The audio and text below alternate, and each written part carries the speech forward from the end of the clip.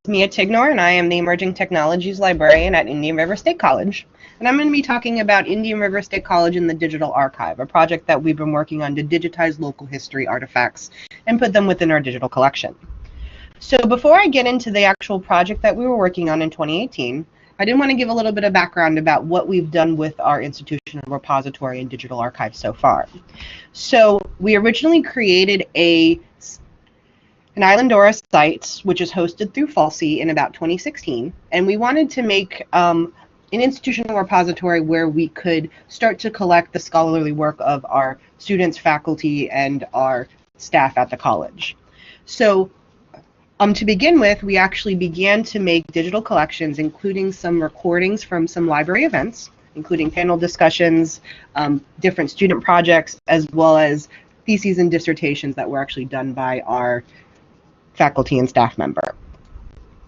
In 2016 and 17, we also began to apply for different grants to maybe help us start to reach out to our community and provide a service to historical organizations within our 5-county service area. One of the grants that we applied for was the National Historical Publications and Record Commission grant for public engagement with historical records. So what we wanted to do was interact and engage with the local historical organizations to digitize their materials using archival standards and make them available within our Islandora instance. The really fantastic thing about Islandora, as it's offered by FALSI, is that we have unlimited space, and we noticed that there wasn't a lot of online historical data that was available for our 5-county service area. One of the things that we actually did through these grant opportunities, even though we didn't receive any of these grants, is to create a comprehensive list of all the different historical organizations on the Treasure Coast. So we had contact information, we had addresses, we reached out to a lot of them to see what their current comfort was with creating and archiving their materials in a digital format. And we interacted with them to see if we might want to be partners within the future.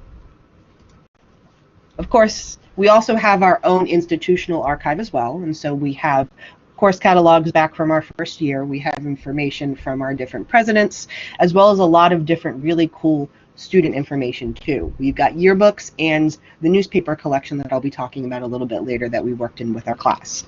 You also see that we have a bicentennial phone that we've shown students before. That's really fun. Of course, as often happens within the library, we had to table working with the archive for a while because all of us were pulled in a bunch of different directions. But in 2017, I started working with one of our history faculty named Dr. Michelle Carrigan on trying to figure out a service learning project that we could bring to her honor students enrolled in American History 2020. She wanted to try to find a way to engage her students with local history and find a way to really bring history to life within the classroom and to provide a service for the community. What was fantastic is since we already had this list of historical organizations, we knew which groups would probably be open and receptive to working with students, librarians, and faculty on a project like this.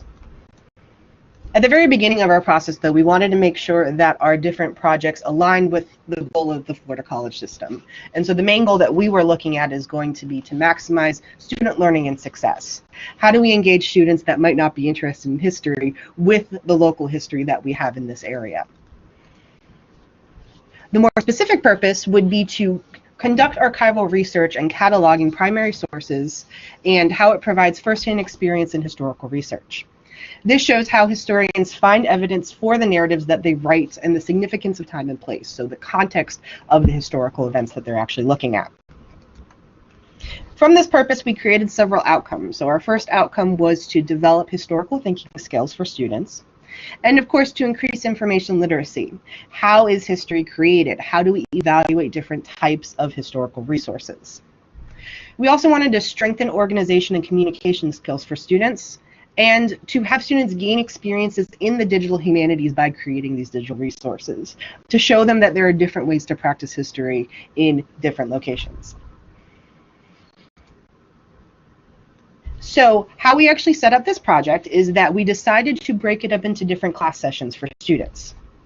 So our first class session is going to be at the very beginning of the semester, And I worked with Dr. Carrigan to provide, I believe, 6 different class sessions throughout the semester. And so it was really fantastic working very closely with her and having that time to actually work. The first thing that I did was actually to present the students with a context for what we were actually looking at. So if we're asking them to work with these items and to digitize the items, which is what we're going to be doing, we also have to tell them why we do it and what librarians do anyway. Oftentimes, they have no idea how different primary sources are actually uploaded into a digital archive or the work that actually goes behind that process. In addition to this, we wanted to make sure that they knew why it was important to mindfully catalog and describe items. Why is it important to add a specific subject heading to a specific item? And how are specific digital collections created? And we based this section on the ACRL frame information has value. So we wanted students to understand how and why some individuals or groups of individuals may be underrepresented or systematically marginalized within the systems that produce and disseminate information. So if students have never thought about what librarians do in general, they probably haven't thought about how librarian ideologies impact the information that we put within our digital collections. And one way I did this was presenting some information about Library of Congress subject headings. So how librarians have actually described information and data over the years, and how some of these subject headings might have been harmful for the groups that these materials actually described. One of the examples I used was that the subject heading women as, so women as accountants, women as doctors, wasn't actually removed from the collection until 1982. And so this seems to be pretty late considering all of the different things that libraries do to try to make information accessible. One slightly newer example that I actually use in class is the example of the Library of Congress trying to change the illegal alien subject heading. So a couple of years ago, the Library of Congress tried to change the illegal alien subject heading to undocumented immigrants, but there was pushback from Congress because they believed that that term was ideology.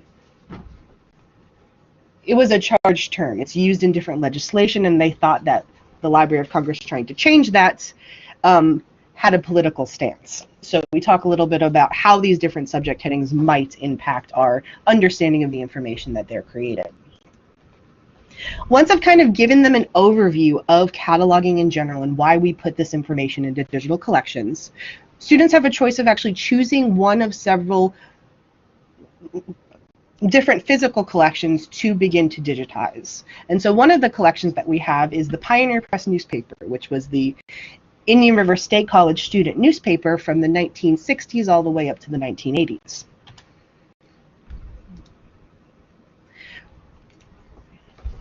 We also have a strong partnership with the Hallstrom House, which is part of the Indian River Historical Society. And so the Hallstrom House is a local historic house by the Hallstrom family, and they have books and books of letters, materials, letters of reference, information about their pineapple crops that they really had wanted to actually digitize and make available to local researchers. The best thing about most of these resources is that even though they were in Swedish, we also have translations that were done by volunteers with the Historical Society too. So students were not only digitizing the letters in Swedish, so we could actually see all of the ephemera that was on the letters, but also those translations. And so different researchers with different language skills would be able to access them. And here's an example of one of the Pioneer Post newspapers that we digitized in 2018, and we tried to have students actually select items that had some type of historical and national significance. So in this case, we found an article about the first woman graduate from Indian River Community College's police academy. Once they've chosen the item, we actually have a standard database instruction for students. So not only are they digitizing the item, but they're also going to be describing those items too. So what is this item? What's the context of this item within the historical world of that time period? After that, we actually have 2 to 4 lab sessions where students will actually use a flatbed scanner to digitize the works that they have selected. And there's a whole class session for actually describing these items too. However, each item that they're describing in each summary that they've created is approved by both the librarian, myself, and the history professor before it's actually accepted into our collection. Here's the Google form that I created so students could submit their metadata creation and their historical significance paragraphs so we could check it over before it was actually ingested into our Islandora collection. You'll see that we have them create a summary of this item as well as the historical significance. So why would this item be relevant to local researchers or national researchers? We also have them input some other items of that mod record too. So where is this item actually held? Is it in the IRSC collection or is it available at the Hallstrom House? And our lesson in critical cataloging also includes information about use and reproduction. Why is copyright important? Why do we want to know who's created different items? And how might we be able to use these resources in the future if you just find them online? After that, this is an example of what the description in the piece actually looks like within our Islandora shell. So you'll see that we have the standard metadata about the volume and the number, as well as the owning institution, and that summary and description of historical significance. So why is this item something that local researchers might be interested in looking at? In this case, it was an IR junior college student that wrote an open letter to an instructor who had tried to convince him not to drop out of school to fight in the Vietnam War. And so this might be really useful if a history class or a student is looking at the personal impact of something like the Vietnam War within their history course. You also see that we have those subject headings. So we made sure that the subject headings that the students assigned were relevant to actually finding those items within the collections. So we added the Vietnam War, we added personal narratives, we added a geographic indicator, so we know that's actually from this area, as well as the link to that specific item too. After that, this is what the full scans actually look like once they've been ingested into the collection. You'll see that we have about 24 issues of Pioneer Post that were all scanned and described by students, and all of them also have the name of the student that created those resources too. So that way, if they're interested in using this as a part of their online portfolio, we have provided credit where credit is due for the intellectual labor that went into creating these summaries. And you'll see that Laura's name is at the very end of this summary and historical context in that summary. And so the really cool part of this project is I got to work really closely with a history professor who gave me the time to actually work with her students and create this really cool digital project. However, if you wanted to adapt it at your school, I really did not spend a lot of money doing this project at all. So even though we had applied for grants to make this project a little bit larger, I did all of the work with the students with a single flatbed scanner that we just had in one of our offices, a computer lab in the library that we used on those description and research days, and with the archival collections that were already available at either the college or within the community. Of course, the biggest piece of material in this project is the time, so the instructor's time and the librarian's time, to make sure that the students understood the real project. So there were a couple of lessons learned. So the first lesson, of course, as you're working with any archival project, is to back up everything as often as possible.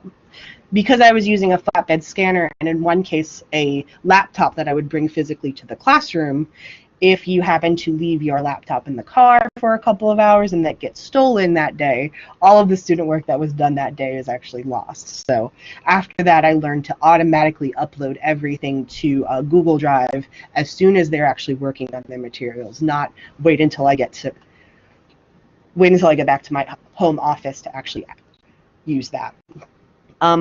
Another thing we use is that groups are really great for larger classes that are working on this project. So in the first couple of cases, we had honors classes that were made up of about 5 to 6 students. And it was really easy for the history instructor and myself to walk around and make sure everyone understood the concepts that we were going over. However, we actually rolled this project out to a regular AMH class in fall 2018, which had about 24 students. So even though all of the students actually were able to work on and update a specific item, it was a little bit harder because we only had one scanner. As we're rolling it out this semester in spring 2019, we're having students work in groups to actually choose an item and describe it together and actually digitize it together. And of course, if you're working with undergraduates, you always want to make sure that the more instructions that you have, the better off you're going to be. So in the regular class, they were a little bit confused with why they were doing it, what the actual project was. So we actually created an entire guide, including very specific outcomes and instructions for each portion of the class this term. And the response to this project has actually been really fantastic. So one of the best things about this class is that the last required component of the assignment was a student response and reflection paper. So we actually got to see exactly how students felt about the whole project in general. Some of the students recommended that we buy more equipment and to make the project a little bit larger, which we're definitely taking into account and looking at grants for that. But students found that digitizing archives was an amazing experience and that they enjoyed working on these projects with their classmates. So all of the students would discuss items with each other. Students that were working on something like finding out information about the rise in the voting age were able to find different resources and discuss it with their classmates. In addition, it really helped give them a better understanding of students within that time period. So it makes history a little bit more tangible for students that might not have been interested in it before. They can see college students just like them at the same institution and how they actually lived in the 1960s and 70s. So one student said that she was exposed to authentic historical material that has enriched her understanding of local history. So all of a sudden they start to understand how all of these pieces really start to fix together. So the project overview in general is that we currently have 24 full Pioneer Press scans with descriptions. And we also have 5 Hallstrom House binders. So the binders are letters and different materials that are actually included at the Hallstrom House. All of those have been digitized, and we have an entire digital collection for those items too. We've rolled it out in 3 classes, so 2 honors and 1 regular in 2018, and then 2 classes, 1 honors and 1 regular in 2019. We're also presenting the project at the Florida Digital Humanities Conference on March 29th to the 30th in Jacksonville, Florida. So if you're interested in hearing a little bit more about how we've engaged with undergraduate students in this research, we'd love to have you there too. And the best part was working with these students. So they really enjoyed finding a newspaper that was related to something that they cared about. So we had students find an article about the Paul McCartney is dead conspiracy. We had students find articles about the assassination of John F. Kennedy. And all of them got to really experience the process of creating history as well as learning it. And if you have any questions, please let me know. I'm happy to share anything that might be interesting.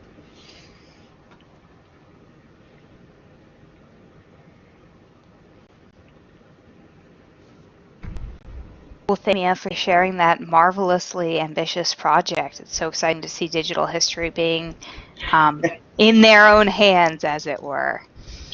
We do have a few minutes. We have several minutes for questioning. Actually, you talked fast. I do. I'm trying not to sneeze so hard, so. Yes, someone should fund our project. We're looking into Florida Humanities Council grants, which are a little bit smaller than the larger grants that we went to before. So that's definitely on the agenda for this spring, because even though we could do everything with a laptop and a scanner, if we had a couple more, it would make the process a lot faster.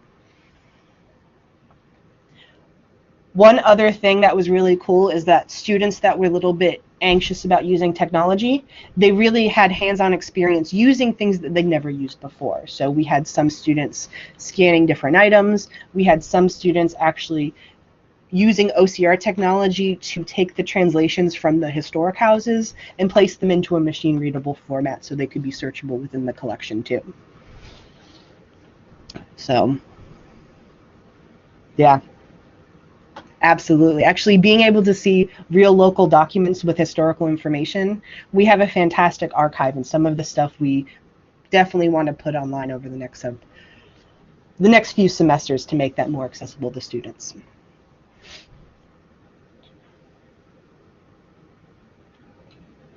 Thank you so much.